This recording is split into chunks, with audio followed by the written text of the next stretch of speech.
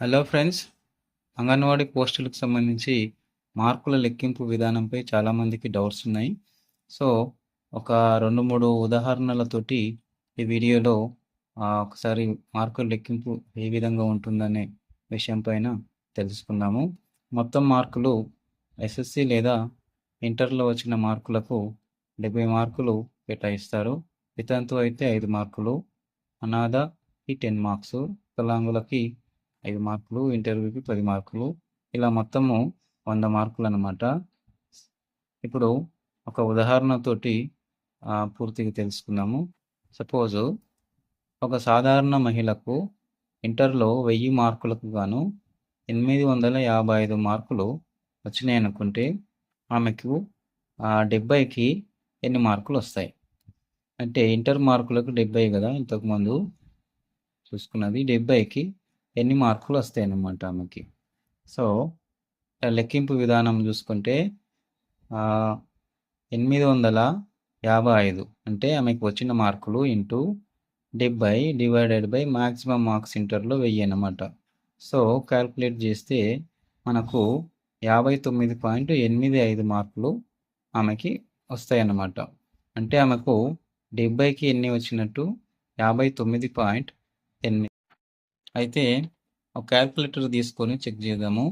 ఇంటర్లో ఆమెకు వచ్చినటువంటి మార్కులు 855 ఇంటూ 70, వెయిటేజ్ 70 కాబట్టి 70, మొత్తం మార్కులు డివైడెడ్ బై మొత్తం మార్కులు అంటే ఇంటర్లో మ్యాక్సిమం మార్క్స్ 1000. ఇప్పుడు ఆమెకి 59.85 ఇదన్నమాట.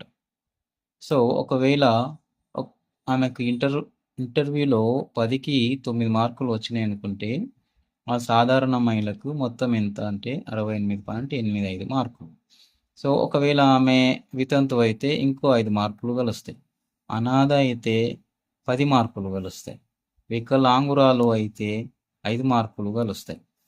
ఏది కాకుండా సాధారణ మహిళ అయితే 68.85 మార్కులు వచ్చే అవకాశం ఉంది. ఈ విధంగా మీరు కూడా మీ మొబైల్లో మీకు ఎన్ని మార్కులు వస్తాయో తెలుసుకొని కామెంట్ చేయండి. సో ఇది ఇంటర్లో వచ్చిన మార్కుల లెక్కింపు విధానం. ఒకవేళ హెల్పర్కి, ఆయాకి 10th క్లాస్ కాబట్టి 10th క్లాస్ చూద్దాం. అంటే ఇంటర్మీడియట్ క్వాలిఫికేషన్ అభ్యర్థులు లేకపోతే నెక్స్ట్ 10th క్లాస్ చూస్తారు కాబట్టి ఆయాకి. సో అది కూడా ఒక ఎగ్జాంపుల్ ద్వారా తీసుకుందాము. ఆమెకు వచ్చిన మార్కులు 600కు గాను 575. సో ఇప్పుడు లెక్కింపు ప్రక్రియ చూసుకుంటే 575 ఇంటూ ఇంతకుముందు చెప్పిన విధంగానే 70 weightage divided by maximum marks 600. So వచ్చిన మార్క్స్ 67.08 మార్కులు ఇదన్నమాట. సో ఈమె సాధారణ మహిళ కాబట్టి ఇవన్నీ ఏముండవు. ఇంటర్వ్యూలో 10కి 9 వచ్చినాయి అనుకుంటే ఆమెకు వచ్చిన మొత్తం మార్కులు 76.08. సో ఒకవేళ ఈ మహిళ వితంతు అయితే ఇంకో 5 మార్కులు కలుస్తాయి దీనికి.